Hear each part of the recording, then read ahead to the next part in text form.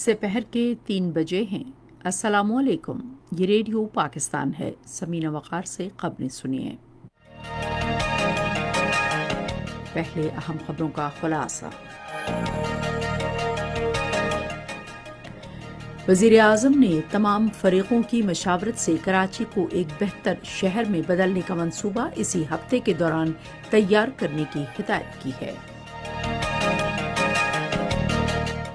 سندھ میں تمام بلدیاتی ادارے اپنی مدت مکمل ہونے پر تحلیل ہو گئے ہیں۔ سینٹ کے چیئرمین نے قطر کے سرمایہ کاروں سے کہا ہے کہ وہ پاکستان میں سرمایہ کار دوست پالیسیوں اور مواقع سے فائدہ اٹھائیں۔ جنوبی وزیرستان میں دہشت گردوں کے ساتھ فائرنگ کے تبادلے میں 3 سیکورٹی اہلکار شہید ہو گئے۔ بھارت کے غیر قانونی اور زیر تسلط جموں و کشمیر میں نریندر مودی کی قیادت میں فسطائی حکومت نے مقبوضہ علاقے کی آبادی کا تناسب تبدیل کرنے کے لیے سرگرمیاں تیز کر دی ہیں۔ پاکستان اور انگلینڈ کے درمیان 3 T20 کرکٹ میچوں کی سیریز کا تیسرا اور آخری میچ کل مانچسٹر میں کھیلا جائے گا۔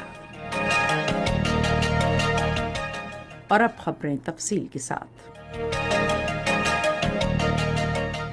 وزیر اعظم عمران خان نے کہا ہے کہ وفاقی حکومت کراچی کے مسائل کے حل اور شہر کی ترقی کے لیے اپنا بھرپور کردار ادا کرے گی۔ وہ آج اسلام آباد میں کراچی کے مسائل کے مستقل حل کے لیے کراچی کو بہتر بنانے کے منصوبے کے حوالے سے اجلاس کی صدارت کر رہے تھے۔ وزیر اعظم نے ہدایت کی کہ کراچی کو بہتر بنانے کے منصوبے کو اس ہفتے کے دوران تمام متعلقہ اداروں کی مشاورت سے حتمی شکل دی جانی چاہیے تاکہ اس پر جلد عمل درآمد شروع کیا جا سکے۔ انہوں نے کہا کہ ملک کی ترقی کراچی کی ترقی سے منسلک ہے۔ انہوں نے کہا کہ ہم کئی برسوں سے کراچی کو درپیش مشکلات سے آگاہ ہیں اور لوگوں کے مسائل کو نظر انداز نہیں کر سکتے۔ وزیر اعظم کو کراچی کو بہتر بنانے کے منصوبے سے متعلق آگاہ کیا گیا، جس کا مقصد پینے کے صاف پانی کی فراہمی، نالوں کی صفائی، کچرے اور کوڑا کرکٹ کو ٹھکانے لگانے اور ذرائع آمد و رفت سمیت کراچی میں عوامی مسائل حل کرنا ہے۔ وزیر اطلاعات شبلی فراز نے کہا ہے کہ وفاقی حکومت اور اس کے ادارے کراچی میں سیلاب کی صورتحال سے نمٹنے کے لیے سندھ حکومت کو ہر ممکن معاونت فراہم کر رہے ہیں۔ آج ایک ٹویٹ میں انہوں نے کہا کہ کراچی میں ہنگامی صورتحال سے نمٹنے کے لیے سیاسی اختلافات سے بالا تر ہو کر تمام وسائل بروئے کار لائے جا رہے ہیں۔ وزیر اطلاعات نے کہا کہ پوری قوم کی ہمدردیاں کراچی کے عوام کے ساتھ ہیں جو بارشوں کی وجہ سے مشکل وقت گزار رہے ہیں۔ کراچی اور بدین کے بارش سے متاثرہ علاقوں میں پاک بحریہ کی امداد اور بچاؤ کی کارروائی جاری ہے۔ پاک بحریہ کے ترجمان کے مطابق بارش کے پانی میں پھنسے لوگوں کو محفوظ مقامات پر منتقل کر دیا گیا ہے، جبکہ بحریہ کی ٹیمیں بدین میں نہر کا شگاف پر کرنے کے لیے بھی سول انتظامیہ کے تعاون سے کام کر رہی ہیں۔ انہوں نے کہا کہ بدین کے طبی کیمپوں میں مزید ڈاکٹر اور معاون طبی عملہ تعینات کر دیا گیا ہے اور موبائل ٹیمیں بھی طبی امداد اور ادویات فراہم کر رہی ہیں۔ سندھ کے وزیر بلدیات سید ناصر حسین شاہ نے کہا ہے کہ کراچی کا بنیادی ڈھانچہ بحال کیا جائے گا اور متاثرہ خاندانوں کو معاوضہ دیا جائے گا۔ آج کراچی سے جاری کیے گئے ایک بیان میں انہوں نے کہا کہ ناگہانی آفات سے متاثرہ تمام علاقوں میں نقصانات کا جائزہ لینے کے لیے سروے پہلے ہی شروع کر دیا گیا ہے۔ سندھ میں منتخب بلدیاتی اداروں کو مدت مکمل ہونے پر تحلیل کر دیا گیا ہے۔ کراچی میں آج جاری ہونے والے نوٹیفیکیشن کے مطابق تمام میونسپل کارپوریشن، میونسپل کمیٹیاں، ٹاؤن کمیٹیاں اور یونین کونسلرز کو تحلیل کر دیا گیا ہے۔ چیئرمین سینٹ صادق سنجرانی قطر کے سرمایہ کاروں کو پاکستان میں سرمایہ کار دوست پالیسیوں اور مواقع سے فائدہ اٹھانے کی دعوت دی ہے۔ یہ بات انہوں نے پاکستان میں قطر کے سفیر سے گفتگو کرتے ہوئے کہی، جنہوں نے آج اسلام آباد میں ان سے ملاقات کی۔ سینٹ کے چیئرمین نے کہا کہ ہم اہم فورم پر دو طرفہ تعاون دونوں ملکوں کے درمیان قریبی تعاون کا مظہر ہے۔ ملاقات کے دوران باہمی تعلقات اور مختلف شعبوں میں تعاون سے متعلق امور زیر بحث آئے۔ انہوں نے کرونا وائرس کی عالمی وبا کی صورتحال، قومی اور عالمی معاملات اور ادارہ جاتی تعاون پر بھی تبادلہ خیال کیا۔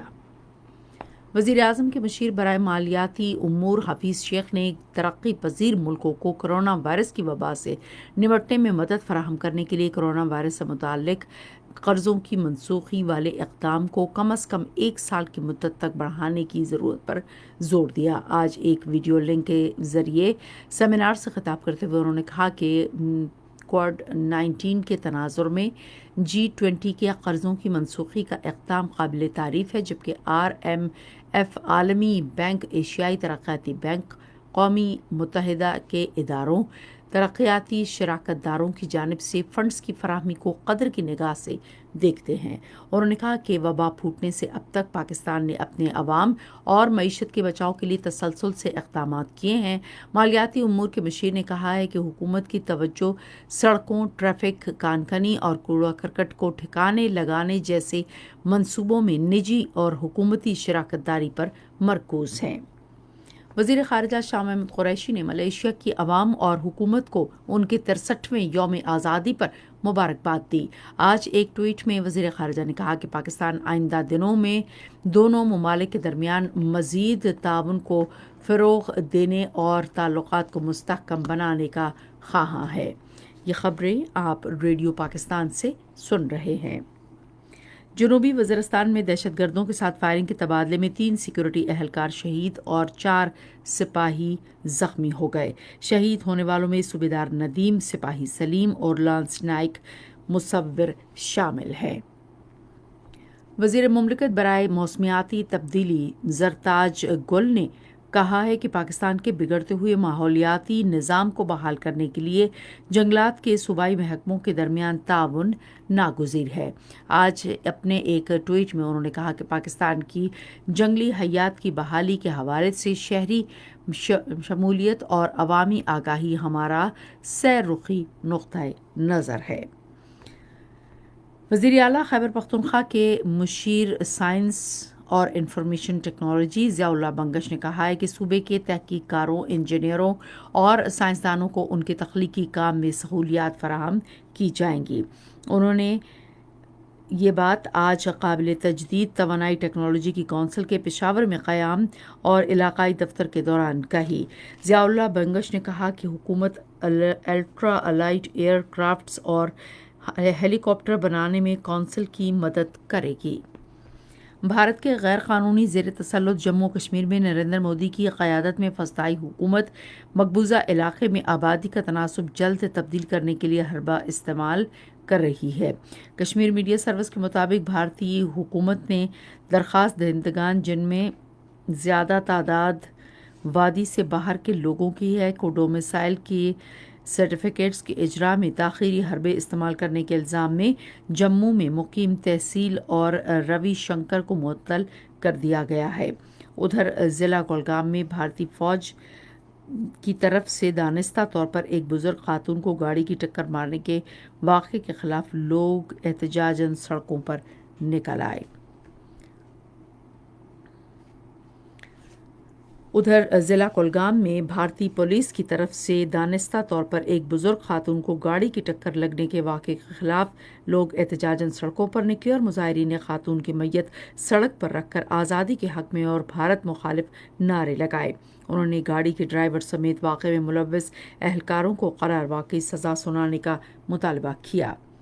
پاکستان اور انگلینڈ کے درمیان 3 T20 کرکٹ میچوں کی سیریز کا تیسرا اور آخری میچ کل مانچسٹر میں کھیلا جائے گا۔ پاکستان کے معیاری وقت کے مطابق رات 10 بجے یہ میچ شروع ہوگا اور انگلینڈ کو سیریز میں 1-0 سے برتری حاصل ہے۔ اور اب موسم کی صورتحال کے لیے محکمہ موسمیات کے نمائندے کی یہ رپورٹ۔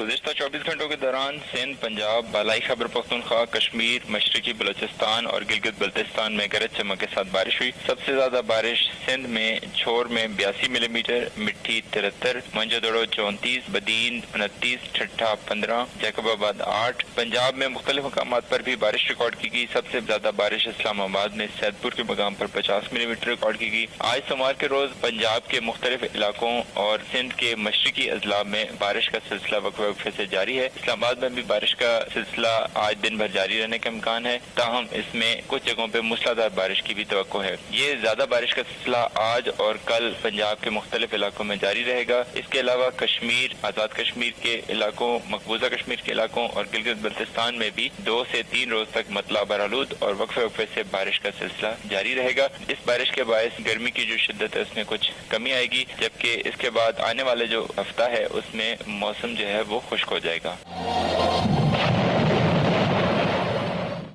اسی کے ساتھ خبریں ختم ہوئی۔ مزید خبروں اور تجزیوں کے لیے آئیے ہماری ویب سائٹ پر radio.gov.pk اور فیس بک کے link radio Pakistan news official پر براہ راست ویڈیو سٹریمنگ بھی ملاحظہ کیجیے۔